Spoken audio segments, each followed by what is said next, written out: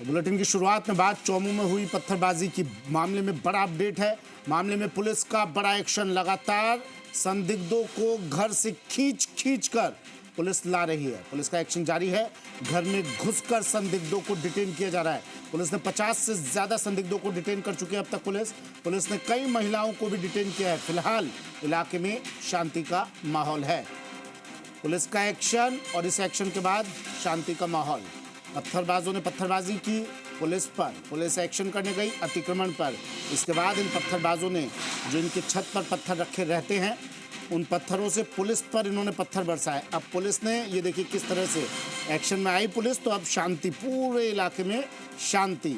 ना पत्थर बाहर आ रहे हैं और ना ही ये लोग अब घर से बाहर निकल रहे हैं। अब इन्हें घर में घुस कर पुलिस बाहर खींच कर ला रही है।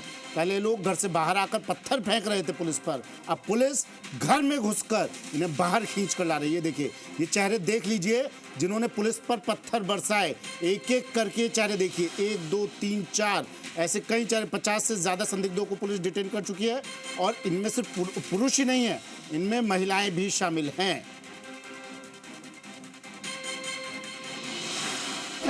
हम लोग परदेसी है सर, हम लोग किराए से रहते हैं। अच्छा क्यों लेके आ रहे हैं? नहीं सर, ये लिख रहे उनका, हम बाहर के नहीं उनका बाहर के नाम क्या है? शमशेर खान, फिरोजाबाद के। तो यहाँ पर क्या कर रहे हैं? चूड़ी कंगन बेचते हैं। तो जब ये लोग भीड़ में होते हैं तो इनका चेहरा नहीं होता है और ये कानून पर, पुलिस पर भी हाथ उठाने से गुरेज नहीं करते हैं। और जब ये पुलिस के हत्थे चढ़ते हैं तो हालत देखिए इनकी, टांगा टोली करके पुलिस लेके जा रही है। अब डाल दिया जीप में, फेंक दिया इन्हें सलाखों के पीछे। पूछताछ की जाएगी अब इनसे। पुलिस ने डिटेन किया 50 से ज़्यादा लोगों को। कह रहे हैं, गिड़गिड़ा रहे हैं पुलिस के सामने कि भाई हम लोग तो बाहर के लोग हैं, हम लोग तो अभी आए हैं यहाँ पर। लेकिन पत्थर फेंकते वक्त इन्होंने एक बार भी नहीं सोचा कि ये लोग बाहर से आए हैं, अगर यहाँ पर मेहमान बनकर आए हैं तो मेहमान की तरह रहें। बाहर के हैं तो इसे अपनी जागीर ना समझे, बाहरी की तरह रहे। लेकिन पुलिस पर पत्थरबाजी करते वक्त ये बातें इनके दिमाग में नहीं आई। जमकर पत्थर बरसाए भीड़ के चेहरे की आड़ में। भीड़ का कोई चेहरा नहीं होता, भीड़ की आड़ में इन लोगों ने पत्थर बरसाए। देखिए चेहरे दिखा रहे हैं आपको एक एक करके, हर उस व्यक्ति का जिसने पुलिस पर, सुरक्षा व्यवस्था पर, कानून व्यवस्था संभालने वाले उन लोगों पर पत्थर बरसाए। अभी बेसिकली एरिया डोमिनेशन की कार्रवाई की गई थी और रूट मार्च किया गया था। और जो कुछ संदिग्ध लोग लग रहे थे कि इन लोगों का कल के घटनाक्रम में कोई हाथ रहा होगा, उनको वेरीफाई करने के लिए थाने पे लेके आए। सर पत्थर मिले हैं छतों पर, बोटल्स मिली हैं, किस तरीके से देखते हैं पूरा इलाके में पत्थर थे? नहीं, पत्थर तो खैर कई जगहों पे थे, बॉटल्स भी थे और कल जो पथराव हुआ था उसके भी अलामात आपको दिख रहे होंगे। लेकिन जो संदिग्ध लोग थे उनमें से काफ़ी लोगों को राउंड अप किया गया है और बचे हुए लोगों को भी इनके पूछताछ के बाद बहुत जल्दी गिरफ्तार किया जाएगा और इस तरह की कोई भी दुस्साहस या कानून व्यवस्था बिगाड़ने के प्रयास को कुचल दिया जाएगा। कितने लोगों को हिरासत में लिया गया अंदर? अभी तो अब जाके मुझे खुद ही गिनना पड़ेगा। नहीं, अंदाजा नहीं लग रहा था। कुछ महिलाओं को भी लिया गया सर इसमें? मुझे भी पता नहीं है, बस देख के बता पाऊंगा। यहीं के थे, बाहर के थे, किसी दूसरे स्टेट के भी नजर आए हैं? नहीं, अभी तक तो यहीं के लग रहे हैं। अब एक बार वेरीफाई करने के बाद स्थिति स्पष्ट होगी।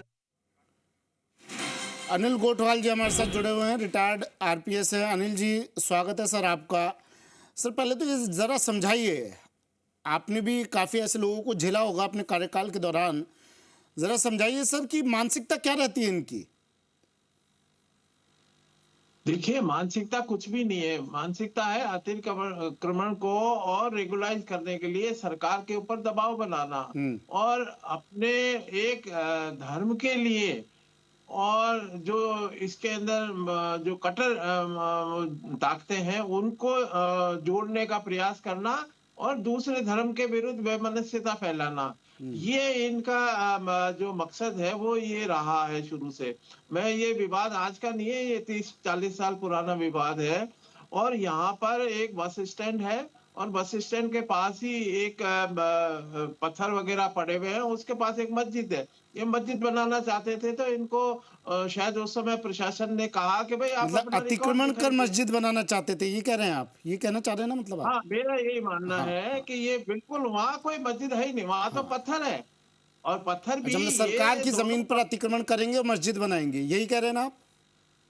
हाँ, ये प्राइमर फेसी ये है उसके ऊपर।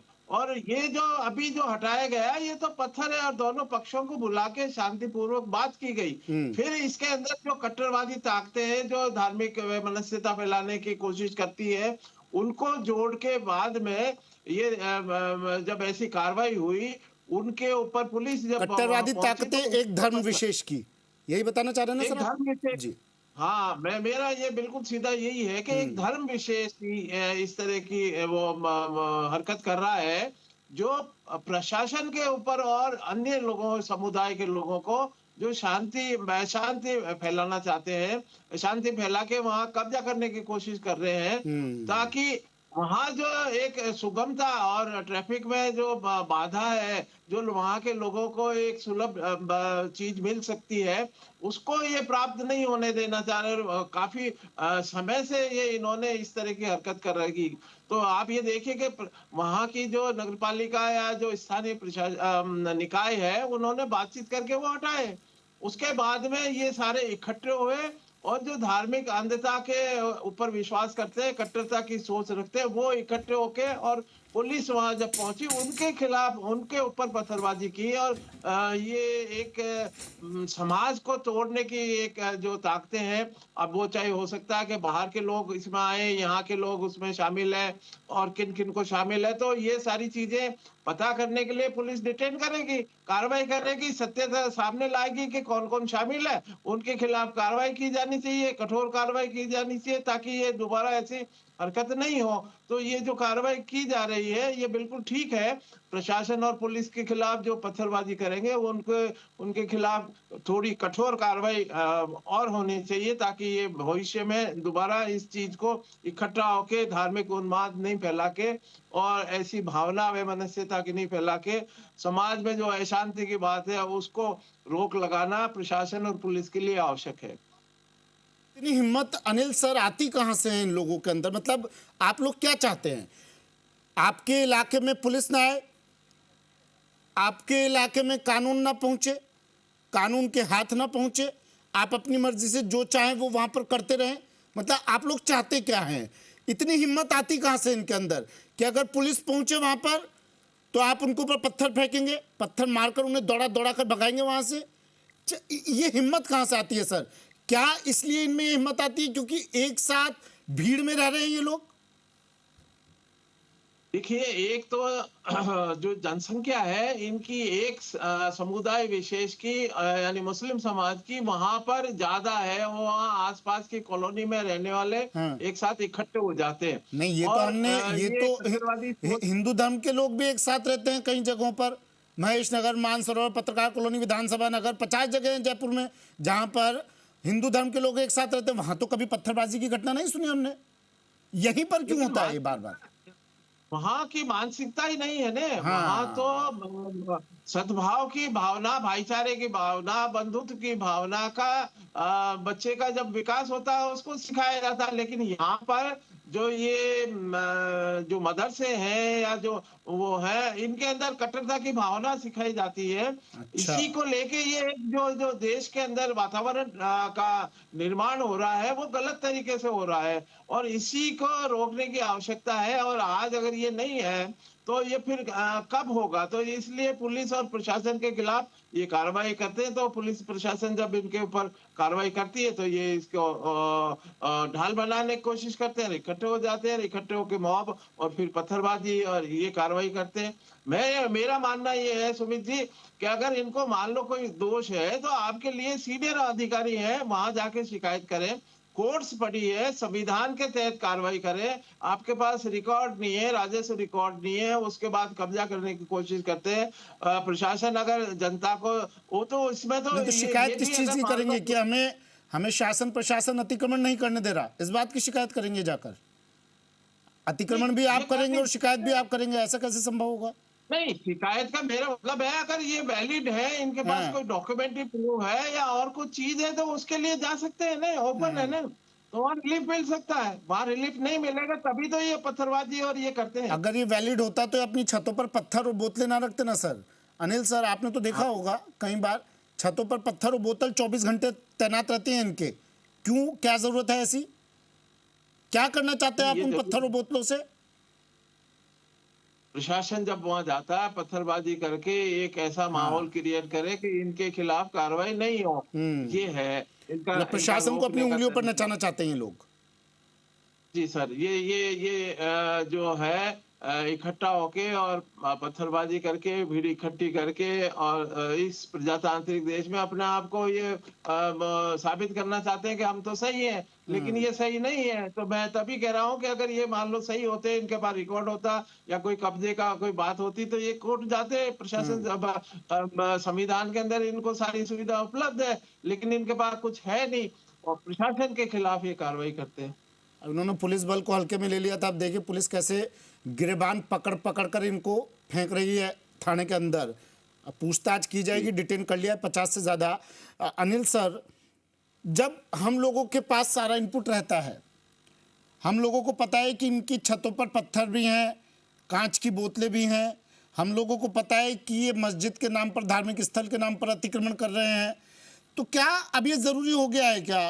और क्या हम अब थोड़ा देरी हो गई है कि इस बात को लेकर कि मैं तो हर सप्ताह भी थोड़ा ज़्यादा हो जाएगा, हर तीसरे दिन इन्हीं के लिए एक फोर्स तैयार की जाए और हर तीसरे दिन इन्हीं के इलाके में जाकर थोड़ा छापेमारी की जाए, हर छत की निगरानी की जाए, हर घर की तलाशी ली जाए? क्या यही करना पड़ेगा क्या? अब यही एक आखिरी रास्ता रह गया है क्या? क्या एक अलग सी फोर्स इनके लिए भी तैयार करनी पड़ेगी क्या? सुधर तो रहे नहीं है। हमने देखा था ना क्या हुआ था, रामनवमी के दिन क्या हुआ था, हमने वो भी देखा था। ये लोग सुधर ही नहीं रहे। हाँ, नहीं, इसके लिए हम समय समय पे पुलिस विभाग में इनपुट मिलता है तो कोई ना कोई कार्रवाई जरूर करते हैं। सिर्फ ये एक मस्जिद के नाम पे या धर्म के नाम पे उसकी आड़ लेके और पूरी और प्रशासन के ऊपर दबाव बनाए रखना चाहते हैं। अब तो हम समय समय पे इस तरह की कार्रवाइयां जो संदिग्ध व्यक्ति हैं उनके खिलाफ कोशिश कर रहे हैं और करते भी हैं कि इस तरह की मानसिकता के लोग जो हैं उनको आगे होके तो प्रिवेंटिव एक्शन के अंदर जब भी कोई कार्रवाई होती है तो कोशिश प्रशासन की और पुलिस की रहती है कि इनके खिलाफ कार्रवाई करें। आपने ये बताया तो ये तो हर घर के अंदर इस तरह की व्यवस्था या पत्थरबाजी का या ये रखते हैं। तो हमारे पुलिस प्रशासन को समय समय पे ये जो आपका सुझाव है इसके लिए नियमित एक ऐसी कार्रवाई महीने में, 15 दिन में, 2 महीने में, 6 महीने के अंदर की जाना अब एक आवश्यक हमारी वो नेसेसिटी हो जाएगी कि कर लेनी चाहिए। जहां पर इनकी पॉकेट है, जहां पर इनकी वो इस तरह की कार्रवाई है तो ये एक और काम एक्स्ट्रा बढ़ जाएगा। लेकिन हाँ, ये है कि इसको रोकने के लिए अब हमें भी इस तरह की मानसिकता के लोगों से आप ये देखिए कि हमने सीएलजी बनाई है, सभी लोगों को वैमनस्यता शांति समिति की मीटिंग करते हैं और जब भी त्योहार ये जुलूस ये होते हैं उसके पहले बुला के बातचीत करते हैं, शांति व्यवस्था बनाए रखने के लिए, कानून व्यवस्था बनाए रखने के लिए बातचीत करते हैं, इनसे एफिडेविट लेते हैं, लिखवा के लेते हैं कि भाई अगर मान लो ये रूट है, ये मार्च है, तो सभी लोगों से तो ये एक व्यवस्था हम बना के कोशिश करते हैं। लेकिन फिर भी इस तरह की जो मानसिकता है इन लोगों को इस मानसिकता से बाहर करने की आवश्यकता है। और इसका सबसे बड़ा कारण मैं ये मान के चलता हूं कि ये जो संस्थाएं हैं जो इस तरह के वो जो भी लोग हैं उनके ऊपर भी नजर रखनी चाहिए। पत्थर के ऊपर तो है ही, लेकिन ऐसे लोगों के ऊपर भी नजर है। इनके समय समय पे बाहर से भी कनेक्शन हो सकते हैं। अभी इसमें देखने वाली बात है कि ये इतने दिन शांत रहा माहौल और आज ये कैसे उग्र हुआ, तो ये भी एक जांच का विषय होना चाहिए हमारी इन्वेस्टिगेशन में कि इनमें कोई बाहरी तत्व आके या इनको कोई किसी तरह का कोई हेल्प मिली है या कोई आर्थिक संबल मिला है जिससे ये इस तरह की कार्रवाई के अंदर शामिल हुए हैं। प्रशासन और पुलिस के साथ सामने पत्थरबाजी की है, तो ये भी हमारा एक सोच का नजरिया है। प्रिवेंटिव एक्शन के लिए मैं तो ये कह रहा हूँ मैक्सिमम आदमी को पाबंद किया जाना चाहिए, लाना चाहिए उठा के और बंद करना चाहिए ताकि ये दोबारा इस प्रकार की घटना या कार्रवाई नहीं हो। हमारी ऐसी सोच होनी चाहिए प्रशासन की। और एक निष्पक्षता है, जो बच्चा या कोई बाहर का नहीं है तो उसकी जांच करके ही उसके खिलाफ कार्रवाई होगी। मेरा ऐसा मानना है कि हर एक के खिलाफ तो है नहीं, लेकिन प्रिवेंटिव एक्शन तो जरूर सबके साथ लेना चाहिए। लोगों के फोटो भी आए होंगे, वहाँ कैमरे भी लगे हुए हैं, कौन कौन शामिल थे ये भी बात साफ हो जाएगी। तो वहां जाके कार्रवाई तो करनी पड़ेगी पुलिस को। ये लगता है कठोर, लेकिन इसके लिए इसके अलावा और क्या रास्ता बचता है कि भाई हम जाएं और उनको पकड़ के लाएं और सही व्यक्ति को उसमें फिट करें। ये हमारा काम है, पुलिस का काम है, तो इसीलिए ये कार्रवाई की गई है। आपने एक बात कही, रिटायर्ड आरपीएस हैं आप और बड़ी जिम्मेदारी के पद पर रहे हैं आप अनिल सर। आपने एक बात कही बड़ी जिम्मेदारी से, उसी बात को कोट इन कोट कर रहा हूं मैं। आपने कहा कि मदरसों में कट्टरपंथी सिखाई जाती है, कट्टरता की बातें सिखाई जाती है। शायद उसी का असर है कि कई महिलाओं को भी डिटेन किया गया है। क्या इनका ब्रेन वॉश करने का काम गलियों गलियों में किया जा रहा है? क्या इससे ये माना जाए? नहीं, देखिए सुमित जी, गलियों गलियों में नहीं है। इनके लिए ये एक साल में ऐसे लोग बाग पूरे देश के अंदर फैल के निकलते हैं और जमात के सिलसिले के अंदर जाके और वहां परिवारों के बीच में रह के और उनको इस तरह की मानसिकता। सर एक सवाल और ले रहा हूँ, इसी से जुड़ा हुआ एक सवाल और अनिल सर। क्या ये जरूरी हो गया है अब कि ऐसे मदरसों पर भी नकेल कसी जाए? और मदरसों की ज़रूरत क्या है? मैं आप ही की बात को आगे बढ़ा रहा हूँ, मैं अपनी तरफ से नहीं बोल रहा हूँ सर कुछ भी। जो आपने मुझे बताया उसको आधार रखते हुए मैं आगे बात कर रहा हूँ। क्या इन मदरसों पर भी नकेल कसनी ज़रूरी हो गई ऐसे मदरसों पर? और मदरसों की ज़रूरत क्या है ऐसे मदरसों की? स्कूल नहीं है क्या? वहाँ पर पढ़ाई करवाइए ना। कौन सा स्कूल है जो मना करता है कि इस धर्म के बच्चों को एडमिशन नहीं देंगे हम? क्यों? ज़रूरत क्या है? मतलब ये जानना चाह रहा हूँ मैं, अपना ज्ञान वर्धन करना चाह रहा हूँ, ज्ञान चक्षु खोलना चाह रहा हूँ अपने। ज़रा बताइए इन मदरसों की ज़रूरत क्या है सर? नहीं, मैं भी सत्यता की बात आपके सामने रख रहा हूँ और सभी दर्शकगणों के सामने रख रहा हूँ। मैं कोई अपनी तरफ से नहीं, मदरसे हैं, मदरसों पे चेक लगनी चाहिए। जो सरकार के जो सिलेबस दिए हुए हैं उसको ये फॉलो नहीं कर रहे हैं तो इनके ऊपर रोक 100% चाहिए। जो सिलेबस दिया गया है कि भाई पहली क्लास का उससे दूसरी क्लास का ये सिलेबस है, वो देश की शिक्षा की पढ़ाई के अंदर आगे बढ़े, उसके साथ आगे बढ़े। धर्म की शिक्षा देना कोई जरूरी थोड़ी, कोई भी दूसरा धर्म शिक्षा दे रहा है। धर्म की ये तो धर्म की एक शिक्षा है, तो धर्म की शिक्षा की मानसिकता वैसा ही फिर बच्चा। आप यहाँ तो धर्म की शिक्षा देते रहेंगे, आप कट्टरवादिता सोच उनमें भरते रहेंगे, लेकिन सूर्य नमस्कार के लिए कह दिया जाएगा तो आप सबके सब रेल बनाकर विरोध करने उतर जाते हैं। क्या सर इनके लिए इन मदरसों पर भी नकेल कसने के लिए कुछ अलग से कानून लाना होगा क्या? इनको बंद क्यों नहीं करवाया जा सकता है? ऐसे मदरसों को कोई अड़चन है क्या इनमें? अड़चन सुमित जी मेरे को जो सामने दिखाई देती है कि एक जो हमारे कॉन्स्टिट्यूशन में सभी को समानता स्वतंत्रता का अधिकार है, शिक्षा की लेने का अधिकार है, उसको ऐसी समानता स्वतंत्रता किस काम की सर जो पुलिस पर पत्थर बरसाएं? ज्यादा स्वतंत्र नहीं हो गए क्या लोग? इस तरह के कुछ लोग। नहीं, मैं तो ये मान के चलता हूँ कि सभी तो नहीं है। कुछ लोग इसलिए कहा है उनका जो आर्थिक रूप से जो इकट्ठा होके या बाहर से कोई इनको फंड रेज करके और इस प्रकार की उस पे चेक लगाना चाहिए समय समय पे। इनकी जागृति के लिए भी सरकार काफी मुस्लिम बोर्ड्स बनाए हैं सरकार ने, इनके पढ़ाई के लिए, इनकी शिक्षा के लिए। इनके लिए तो कोई लेकिन फतवा भी जारी नहीं होता ना सर। लेकिन वो इसके ऊपर चेक लगाना ये तो सरकार का काम है और ये सरकारों को इसके ऊपर ध्यान देना चाहिए। और समय समय पे जो भी इनकी जो अवैधानिक गतिविधि है, जो शिक्षा का मूल ढांचा है, उसके साथ इनको जोड़ना चाहिए, उनके खिलाफ कार्रवाई करनी चाहिए। उनको जो एड है वो बंद करनी चाहिए। एड भी कैसे मिल जाती है इनको? सरकार की एड भी लेते हैं और अपनी धार्मिक शिक्षा का भी है, कट्टरता का भी है, आगे बढ़ा रहे हैं सोच। तो ये कहीं ना कहीं जो अगर मान लो देश में शिक्षा पद्धति है उसके आधार पे चलेंगे तो इन्हीं का फायदा है, लेकिन ये सोच नहीं रहे। धर्म के नाम के ऊपर ये इस तरह की मानसिकता रखते हैं, इसको कम करने की आवश्यकता है। ठीक है सर, अपना कीमती वक्त हमें देने के लिए शुक्रिया। जी राजस्थान पर आने के लिए शुक्रिया अनिल सर।